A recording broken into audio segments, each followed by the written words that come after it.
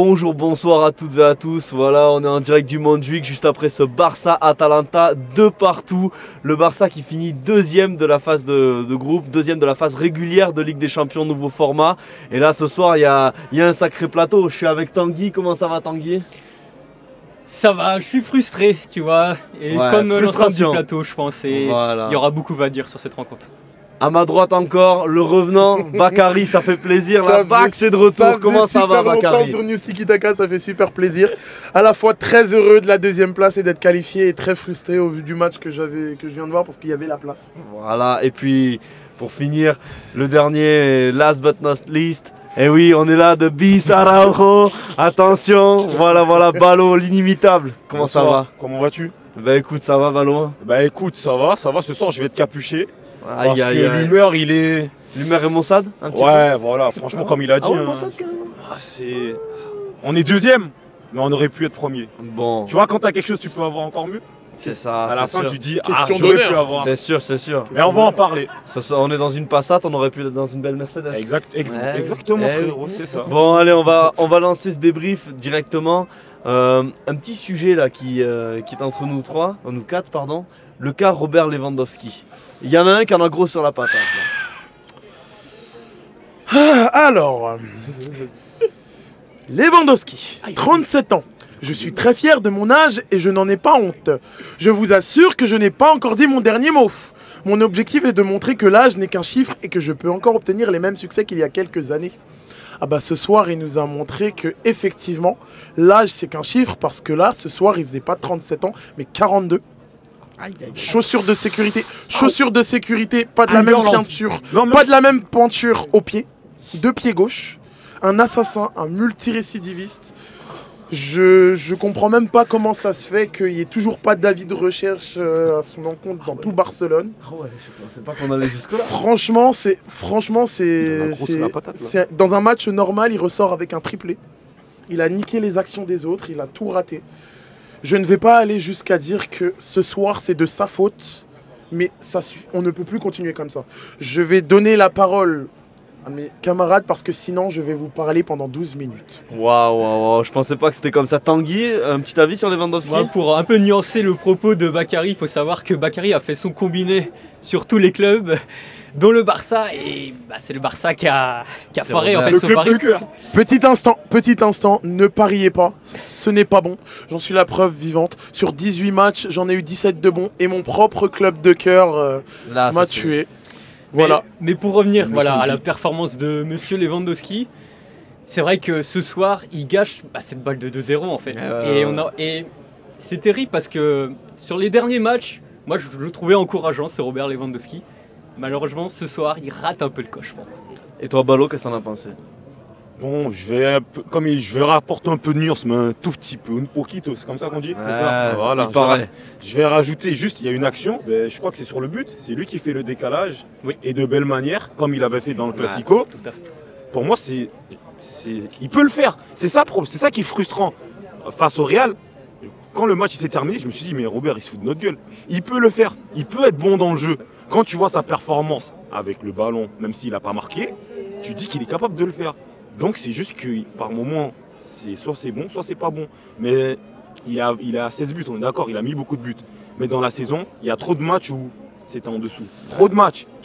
Et comme il l'a dit, il y a des actions que tu ne dois pas rater. Tu vois son action qu'il rate là quand combien d'actions qu'on a vu comme ça cette saison? Sans mentir. Juste ce soir, je les ai comptés. Ce soir, on en a vu 3. Les actions où t'as Lamine ou t'as Rafinha qui lui met dans la surface. Ouais. Il a juste limite à la toucher ou à allumer directement. Et le problème, c'est que cette saison, c'est quelque chose qu'on a trop vu et qui, dans les matchs importants, nous a coûté trop cher. Là, ce soir, heureusement qu'on est qualifié, qu'on finit deuxième. Mais imaginez le premier but de l'Atalanta, il est pas hors jeu. Ah, ça change le match, mais bon, tu l'as dit toi-même, le Barça est deuxième, mine de rien.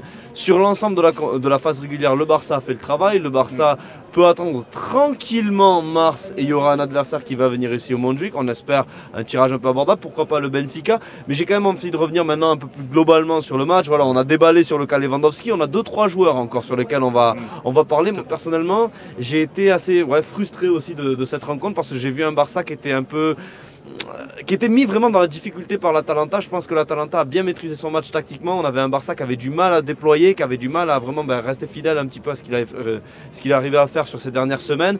On avait un Gavi qui se battait un petit peu au milieu du terrain mais qui était souvent seul. Moi j'ai été personnellement déçu du match de Frenkie de Jong. Pedri on l'a pas trop vu. Peut-être qu'il était encore pas trop bien par rapport à sa gastro d'il y a 2-3 jours. Mais voilà, c'était un Barça où je pense qu'il aurait fallu beaucoup plus d'envie et pour passer outre en fait cette, je pense, peut-être même supériorité tactique dans un sens de l'Atalanta. Bon, ça n'a pas été le cas ce soir. Peut-être qu'ils ont aussi un petit peu qui se managent un petit peu par rapport aux échéances qui arrivent, notamment le déplacement, enfin la réception d'Alaves, le déplacement à Mestalla, le déplacement au Pizjuán. Voilà, pour moi, peut-être que l'Atalanta est l'équipe qui m'a fait la meilleure impression ici au Montjuïc, tactiquement, face au Barça. Tanguy, qu'est-ce que t'en as pensé? Du côté de l'Atalanta, moi je les ai trouvés très organisés. Et c'est un secret pour personne. Hein. En Italie, Gasperini, il a amené sa patte. Ça fait 8 ans qu'il est à l'Atalanta. Et vraiment, c'est un bloc qui est vraiment organisé. Et ce soir, il a vraiment posé problème, surtout à ce milieu du Barça, je trouve. Bakary? Moi, comme je disais, ce que j'ai dit dès le début du match, ma première interrogation sur le milieu de terrain, c'est est-ce que c'était un 4-2-3-1 ou est-ce que c'était un 4-3-3? Parce que Pedri, Gavi et Frenkie de Jong, 3 joueurs dont on ne va pas revenir sur les qualités individuelles, moi je trouve que ce milieu-là, en fait, c'est un milieu qui correspond plus à un Barça qui mène déjà le match, un Barça qui contrôle déjà le match, mais les aligner tous les 3 d'entrée, je trouve qu'il n'y a aucun contrôle parce que Frenkie, pour moi, c'était un 4-3-3 dans le sens où Pedri et Gavi ont joué en relayeur. Frenkie, on sait qu'il ne peut pas jouer 6 tout seul. Pour moi, il aurait fallu ne pas changer et conserver le double pivot Pedri-Casado. Après, Flick, je suppose qu'il sait ce qu'il fait, mais pour moi, ça a manqué d'envie, de punch. Et comme Tanguy l'a dit, notre milieu ce soir... ça lui a posé beaucoup de problèmes. Je suis d'accord. Un petit avis global sur le match, Ballon? Pour aller dans son sens, il a dit à peu près tout ce que je voulais dire. Mais en première mi-temps, on se prend une leçon tactiquement. Clairement, il faut le dire la vérité.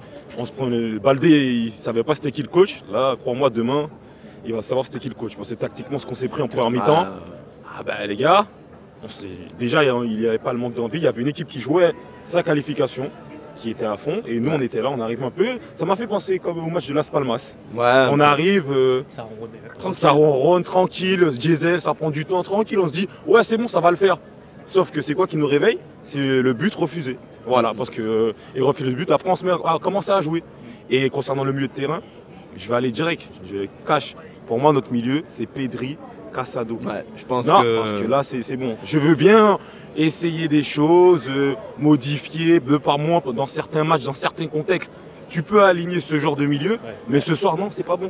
Et je pense qu'en 8e, contre une grosse équipe qui va te mettre l'intensité comme il faut, ce sera pas bon. Pour moi, l'équilibre, c'est Pedri Casado. Je pense ce soir, Frenkie de Jong, il revenait bien sur ses derniers matchs. Après, je ne sais pas ce que vous en avez pensé, ce que la presse en pensera demain et à voir dans les prochains matchs. Mais pour moi, il a manqué une grosse opportunité. Il a joué les 90 minutes d'un match quand même assez important. Je pense que Flick, il a vraiment voulu le voir et je trouve qu'il est un peu passé à côté. Il n'a pas été aussi déterminant qu'il aurait dû l'être. Des portées de balles vraiment trop longues en réalité. Vraiment, on sentait un joueur qui doutait un petit peu sur ses transmissions. Moi, j'attendais de lui de récupérer plus de ballons, d'avoir plus de projections. En fait, ce que fait Casado depuis le début de la saison. Bon, on va maintenant un petit peu changer, les gars.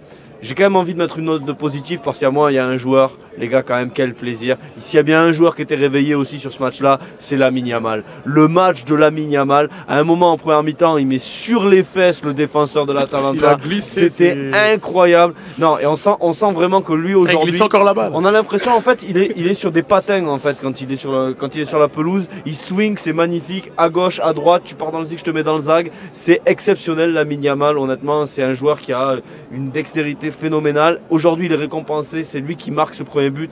Franchement, moi, j'ai adoré le match de Lamine Yamal. Bakary, qu'est-ce que t'en as pensé? Franchement, t'as tout dit. C'est un génie. On a beau le voir depuis l'année dernière enchaîner ce type de performance. C'est tout sauf normal, en fait. C'est quelque chose de... Moi, je fais partie de ceux qui ne veulent pas le comparer avec une certaine personne. Mais à cet âge-là... dont je ne dirai toujours pas le nom parce que... Pour moi, ça reste toujours un tabou. Mais il est chaud. Il n'y a qu'une personne ces dernières années au Barça qui te débloquait ce genre de match qui commençait mal pour le Barça en jouant aussi bien par rapport à ses camarades. Je ne vais pas dire son nom puisque Balo va très probablement le faire. Baldé, mais... je t'ai appelé Baldé. En tout Petit cas, lapsus, juste pour après. Je commence pour finir pour Lamine. Lamine Yamal, moi je vais dire les termes. J'ai jamais vu ça. Personne n'a jamais vu ça. C'est du jamais vu. On a vu des grands joueurs. J'ai 29 ans, ça fait très très longtemps que je regarde le football. J'ai jamais vu ça. J'ai pas peur de le dire.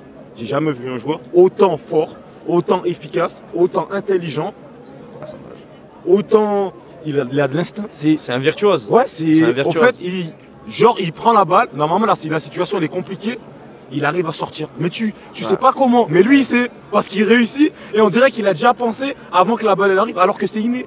Donc on a un vrai talent. J'espère qu'il restera au Barça pendant de nombreuses années. Et il n'y a personne qui parle avec lui. Moi, je le dis, je le pense, il fait partie des meilleurs joueurs du monde. Il n'est pas 3e. Et je vais m'arrêter là. Moi, ce qui me choque, un autre truc qui me choque chez Lamine Yamal, au-delà de son talent, au-delà de son jeu, il est tellement intelligent. C'est ça. Mais il est intelligent, il sait contrôler le tempo, il sait quand faire la passe, il sait que... C'est un avis peut-être un peu impopulaire, mais moi je pense que Lamine Yamal, dans les années à venir, plus tard, ça sera un excellent numéro 10. Mais je pense que Lamine Yamal sera... Je pense sincèrement. Je pense que Lamine Yamal sera excellent partout, mais je pense aussi qu'il faut qu'on avance malheureusement dans ce débrief. On va peut-être passer sur le secteur défensif. C'est là où ça a pêché. On a 3 noms. On a 3 noms dont on voudrait parler. Baldé, peut-être Chesney et Araujo. Et là, il y en a un, il est chaud. Il est à ma gauche, après on repasse vers Tanguy. Mais là, Baldé, c'est sa revanche, c'est son joueur et 2025, c'est son année, on a l'impression. Alejandro Baldé. Beaucoup critiqué. Regarde la caméra, tellement là, c'est impactant. Beaucoup critiqué, à juste titre ou pas. Des fois, je trouvais que c'était un peu excessif. J'ai été excessif. Jamais douté de lui. Je savais qu'il allait revenir. Il revenait d'une longue blessure. D'autres ont été beaucoup méchants avec lui. Vraiment, et je pèse mes mots. Des fois, je me disais, c'était limite. Voilà. Bref, il revient, il montre. Tactiquement, il progresse. Il est plus connecté. Avant, il avait ces sortes d'humeur là. On disait, on dirait qu'il était connecté. Il a plus ça. Il accélère, comme quand il y avait Xavi, il percutait. Voilà. Là, il percute plus. En plus de ça, devant les cages, il commence à être adroit. C'est vrai. Parce qu'il commence à envoyer des bonnes passes. Dans le dernier tiers, il est intéressant. Exactement, c'est ce qu'on lui demandait. Ouais. Défensivement, dans tous les gros matchs qu'on a joués cette saison, je l'ai trouvé excellent. Voilà.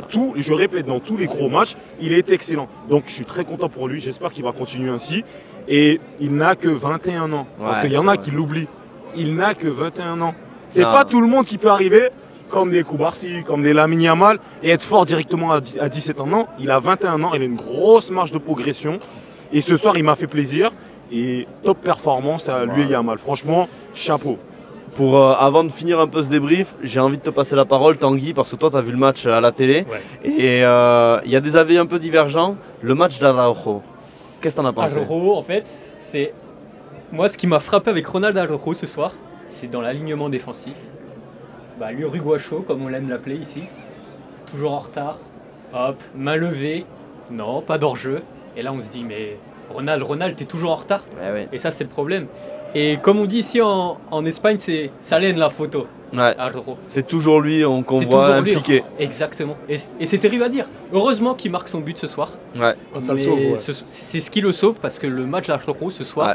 Moi aussi des tribunes, peut-être parce que j'étais en latéral et donc je voyais le match comme ça, mais j'ai trouvé qu'il était assez impactant négativement pour sa défense. Encore une fois, le Barça, c'est une équipe qui maîtrise à merveille ce piège du hors-jeu, c'est ce qui a fait sa force pendant ces premiers mois de la saison, et on sent que lui, c'est un joueur, ça lui coûte vraiment de s'aligner et d'être au niveau un peu d'un Koubarsi. Moi, franchement, oui, Inigo Martinez me manque, très sincèrement. Ah, mais il nous manque à tous. Et j'ai envie de te poser une question maintenant. Dis-moi. Parce que vous savez que moi, c'est un sujet. Dis-moi. J'ai balancé trop d'essence et allumé trop de briquets. Vas-y. Le gardien. Comment vous vous sentez, les gars, par rapport à Chesney, Bakary? Moi, Chesney, très sincèrement, il me rassure. Il fait des parades que je pense que Peña, voire même Ter Stegen ne ferait pas.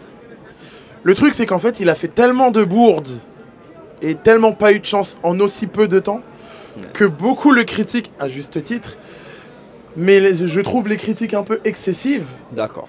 Parce que Flick a dit que il avait choisi Chesney parce qu'avec Chesney on ne perdait pas. Sauf que les gens ils se concentrent sur le mauvais mais ils regardent pas ce qu'il y a sur le bon.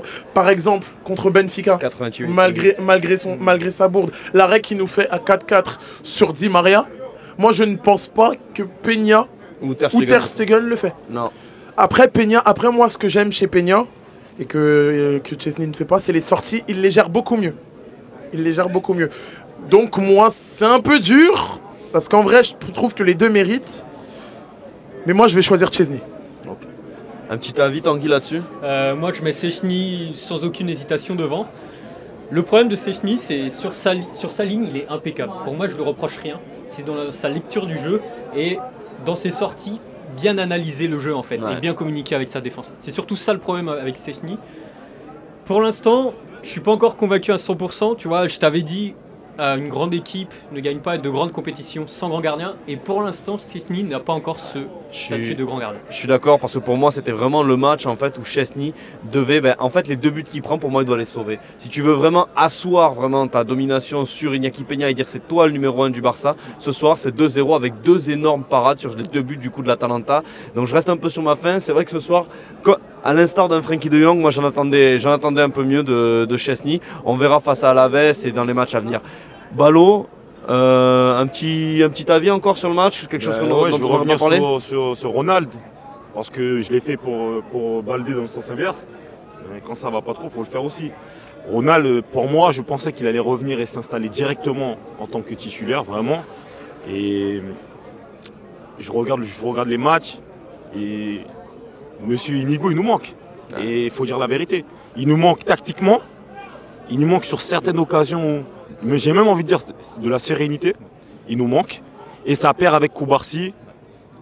Et faut le dire, depuis le début de saison, demain en 8e, si j'ai une grosse équipe, je pense que si tout le monde est disponible, je mets Inigo et Koubarsi. Et au milieu, Pedri et Casado. Bon, voilà. Je pense qu'on a un débrief à peu près solide et complet. On a fait le Je tour. pense qu'on est aussi tous d'accord pour dire que l'homme de cette phase régulière de Ligue des Champions côté Barça et peut-être même de la phase en elle-même, c'est Rafinha. 8 matchs, 8 buts, 5 passes décisives, encore décisives ce soir malgré un match un petit peu plus compliqué pour lui, mais physiquement un avion de chasse. Donc voilà. Et encore bravo et merci à Monsieur Hansi Flick aussi. Voilà, merci parce que l'année dernière on perdait face au Shakhtar et face à Anvers. Cette année on est la 2e meilleure équipe d'Europe après une phase régulière. Cette fois je me dis que si on affronte Paris, lui il va peut-être pas nous abandonner. Voilà, mais on espère des joueurs qui seront un peu plus concentrés, surtout des joueurs qui vont encore plus monter en puissance. En tout cas, merci à tous encore une fois de nous suivre, vidéo après vidéo, de nous poser toutes vos questions dans les commentaires, de lâcher vos likes, vraiment c'est un régal à chaque fois. La bise au Jefe Pierrot et surtout, Visca el Barça. Visca Catalunya.